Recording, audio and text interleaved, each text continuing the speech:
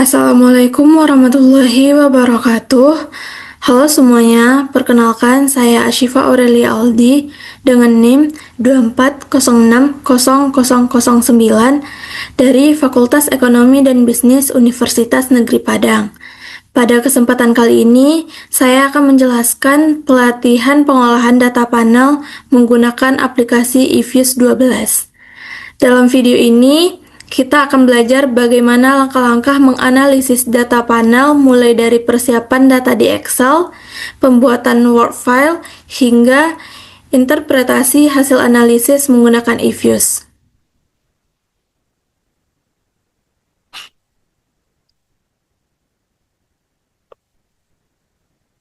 Sebelum masuk ke contoh, kita pahami dulu konsep dasarnya. Dalam statistik ekonomi, dikenal 3 jenis data utama. Yang pertama, data time series, yaitu data yang dikumpulkan dari waktu ke waktu pada satu objek yang sama. Misalnya, data tahunan PDB Indonesia dari tahun 2000 hingga tahun 2020. Yang kedua yaitu data cross-section, yaitu data dari banyak objek pada satu waktu tertentu, seperti data beberapa perusahaan pada tahun yang sama. Dan yang ketiga, data panel. Data panel merupakan gabungan antara keduanya, yaitu data dari beberapa objek yang diamati selama beberapa periode waktu. Kelebihan dari data panel adalah kita bisa melihat perbedaan antar individu sekaligus perubahan dari waktu ke waktu, sehingga hasil analisisnya lebih akurat. Sebagai contoh kasus, kita akan menganalisis pengaruh harga saham atau HS dan nilai aktiva kapital atau NAK terhadap investasi atau INV pada industri semen di Indonesia. Peneliti meneliti 4 perusahaan semen, yaitu Semen Padang, Semen Gresik, Semen Tiga Roda, dan Semen Bosowa, dengan periode penelitian tahun 1997 sampai tahun 2016. Data yang digunakan sudah tersedia pada sheet data panel di Excel. Nah, data inilah yang nantinya akan kita olah menggunakan aplikasi eViews 12 Student Lite.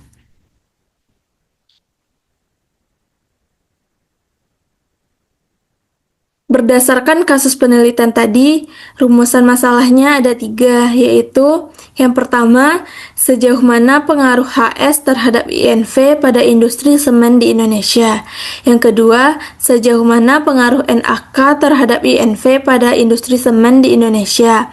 Dan yang ketiga, sejauh mana HS dan NAK secara bersama-sama berpengaruh terhadap INV pada industri semen di Indonesia. Ketiga pertanyaan ini nantinya akan kita jawab melalui hasil regresi panel di eViews.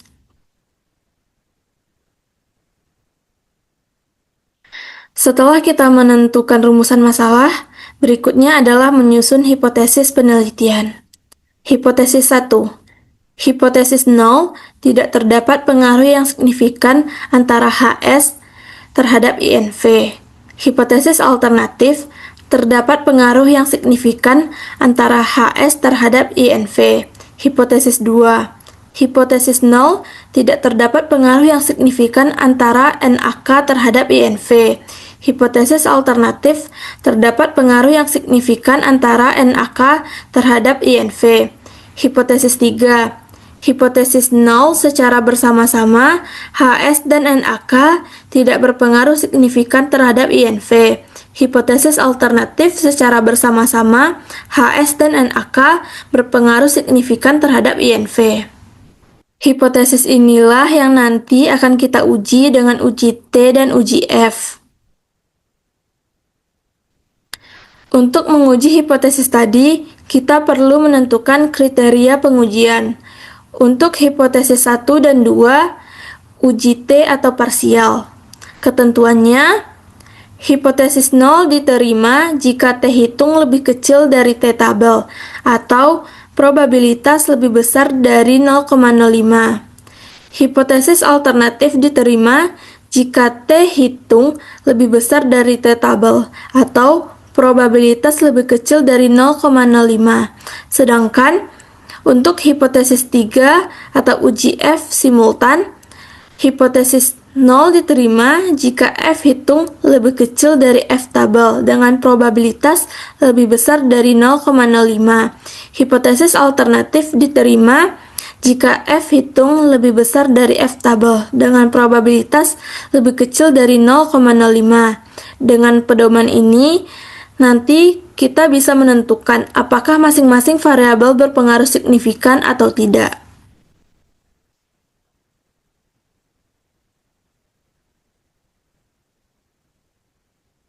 Langkah pertama sebelum masuk ke eViews adalah menyusun data di Excel. Data harus disusun berurutan berdasarkan nama perusahaan dan tahun, seperti contoh ini. Format ini penting karena eViews membaca struktur panel berdasarkan urutan data tersebut. Jadi, pastikan tidak ada data kosong atau kesalahan urutan supaya tidak terjadi error saat import ke eViews.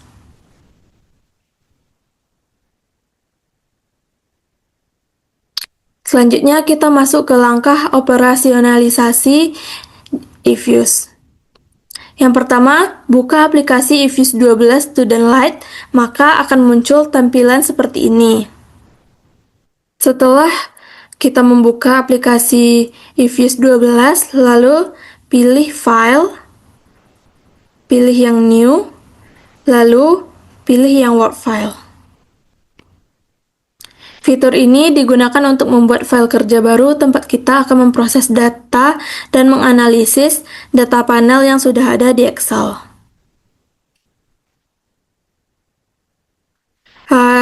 Di tampilan ini terdapat beberapa bagian penting seperti work file, structure type, data specification, dan juga word file name yang bersifat opsional. Langkah ini penting untuk menentukan struktur data kita, apakah time series, cross-section, atau panel data. Sesuai dengan contoh data kita, yaitu 4 perusahaan semen dengan periode tahun 1997 hingga tahun 2016. Maka pada bagian struktur type, pilih balance panel. Kemudian di bagian date panel specification, masukkan, pilih yang annual, lalu yang start date-nya pilih ketik tahun 1997. Lalu end date-nya pilih tahun 2016. Number of cross-section-nya yaitu 4. Karena kita meneliti 4 perusahaan semen. Lalu klik OK. Tapi, jika misalnya kita punya data 6 perusahaan dengan periode triwulan 2008 hingga 2013, maka pilih quarterly. Isi start date-nya 2008.1 dan end date 2013.4. Lalu, isi jumlah cross-section-nya 6. Setelah semua pengaturan benar, klik OK dan eViews akan menampilkan lembar kerja panel yang siap digunakan. Setelah kita klik OK pada pengaturan tadi, maka akan muncul tampilan lembar kerja baru di eViews. Di sini, nanti kita akan menambahkan dan mengolah data panel yang sudah disiapkan di Excel. Tampilan ini menandakan bahwa struktur data panel sudah berhasil dibuat dan kita siap untuk tahap berikutnya, yaitu memasukkan data ke dalam eViews.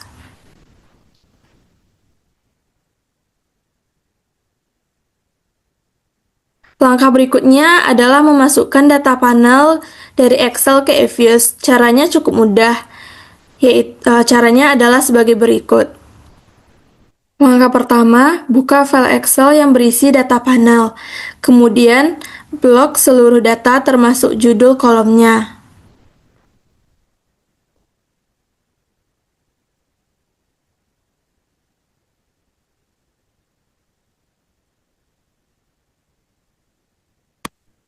Lalu tekan Ctrl+C. Setelah itu, kembali ke eViews. Setelah kembali ke eViews, klik Quit, lalu pilih yang Empty Group. Lalu kita scroll ke atas, lalu pastekan di sini. Ctrl V.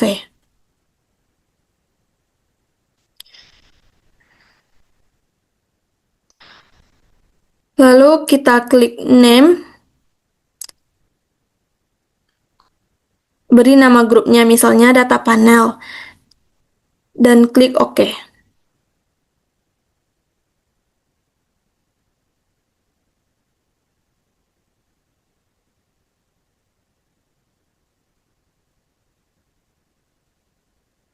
Sekarang, data sudah masuk dan siap diolah. Setelah data diimpor, tampilannya akan seperti tabel pada layar eViews ini. Pastikan semua variabel seperti HS, NAK, dan INV sudah masuk dan urut sesuai data di Excel. Jika urutan data sesuai, maka proses analisis bisa dilakukan tanpa error. Langkah ini penting untuk memastikan data yang digunakan benar-benar lengkap dan sesuai format panel.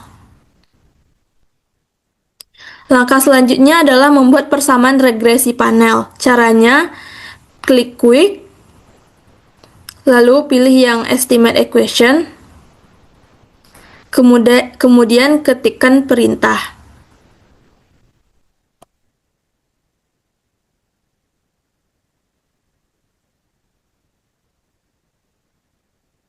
Setelah itu, klik OK. Maka akan muncul output hasil estimasi dengan model awal Common Effect Model atau CEM. Namun, hasil ini belum dapat langsung diinterpretasikan karena kita belum tahu model panel mana yang paling sesuai. Untuk itu, kita akan lanjut ke uji pemilihan model.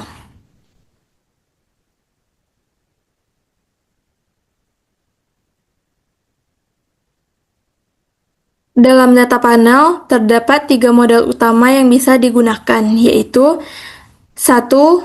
Common Effect atau CE. Yang kedua, Fixed Effect atau FE. Dan yang ketiga, Random Effect atau RE.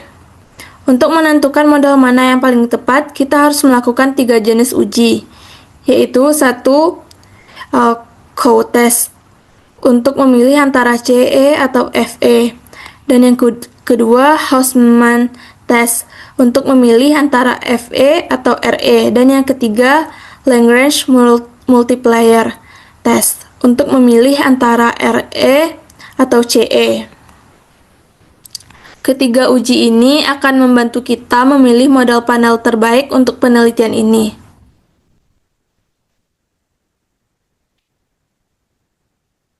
Uji yang pertama yaitu uji Coe.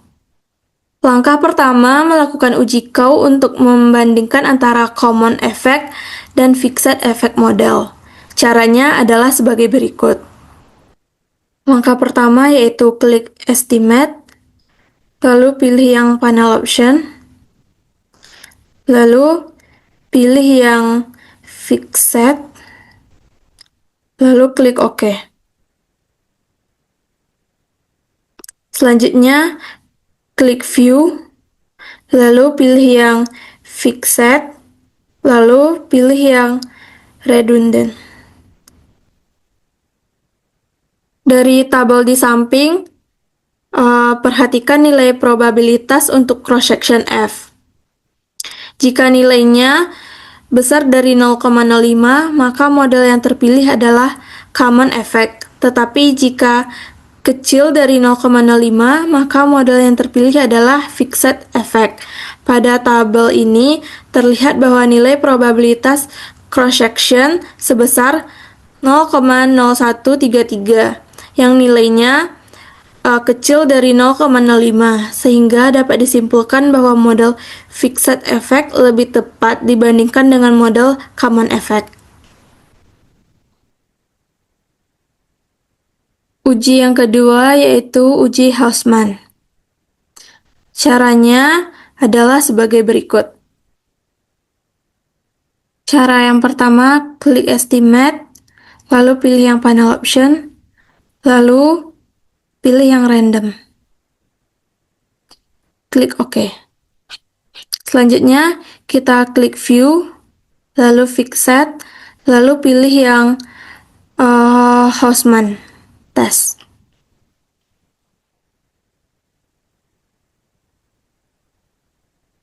Dari tabel ini kita dapat dilihat bahwa nilai probabilitas untuk cross section random jika nilainya besar dari 0,05 maka model yang terpilih adalah random effect. Tetapi jika kecil dari 0,05 maka model yang terpilih adalah fixed effect.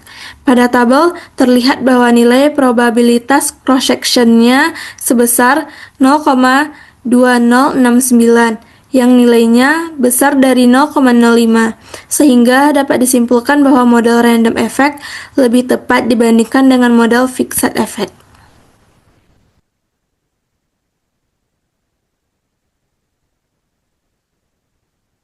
Uji yang ketiga yaitu uji Lagrange multiplier. Langkah-langkahnya adalah sebagai berikut. Langkah pertama, klik estimate, lalu pilih yang panel option, lalu pilih yang none. Klik OK. Selanjutnya, tekan view, lalu pilih yang random effect testing. Lalu, pilih yang Lagrange multiplier. Oleh karena nilai probabilitas Brush Pagan sebesar 0,2808 lebih besar dari 0,05, maka model ini jatuh pada common effect. Namun, jika nilai probabilitas tersebut kecil dari 0,05, maka model ini jatuh pada model random effect.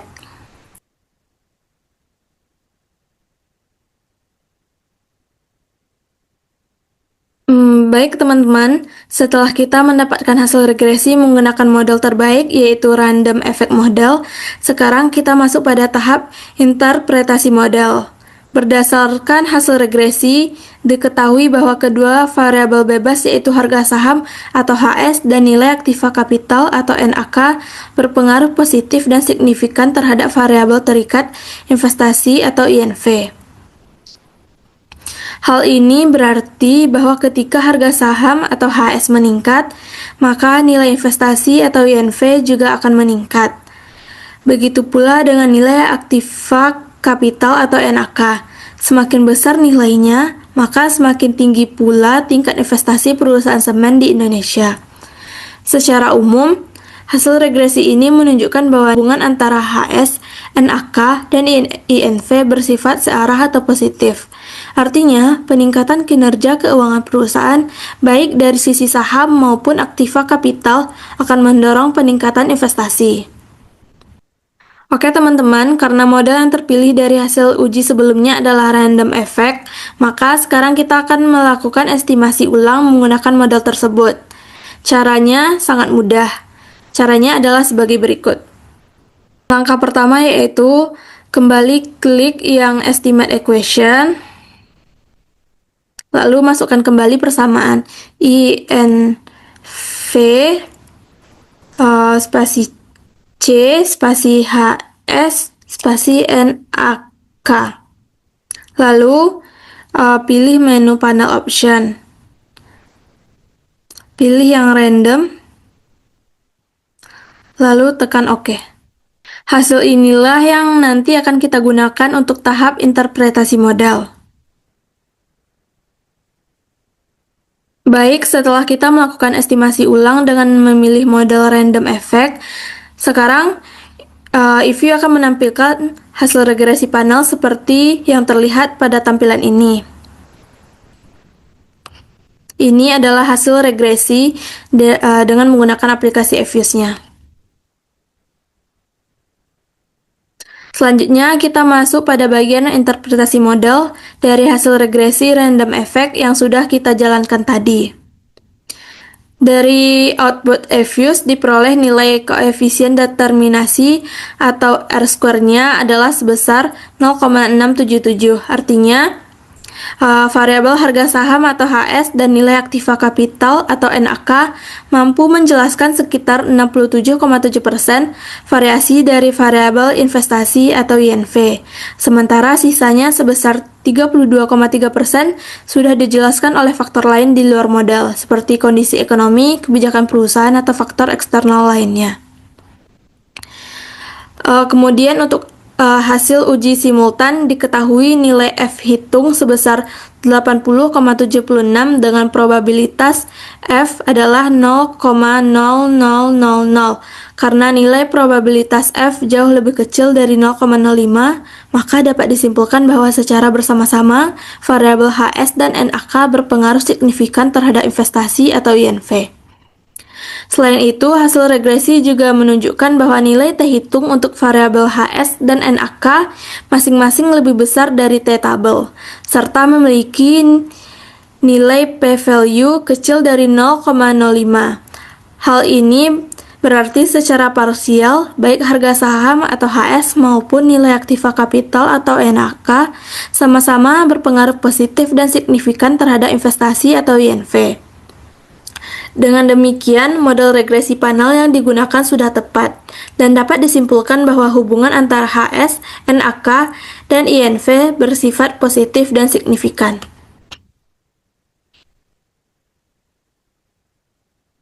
Selanjutnya, kita lihat persamaan regresi yang terbentuk dari hasil estimasi model random effect, yaitu INV sama dengan minus 50,72 ditambah 0,19 ditambah 0,21 dengan nilai probabilitas masing-masing sebesar 0,0218 untuk konstanta, 0,0000 untuk HS, dan 0,0001 untuk NAK.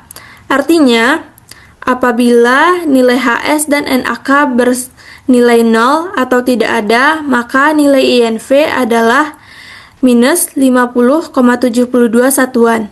Kemudian, koefisien estimasi untuk HS sebesar 0,19, menunjukkan bahwa jika harga saham atau HS meningkat sebesar 1 satuan, maka investasi atau INV juga akan meningkat sebesar 0,19 satuan.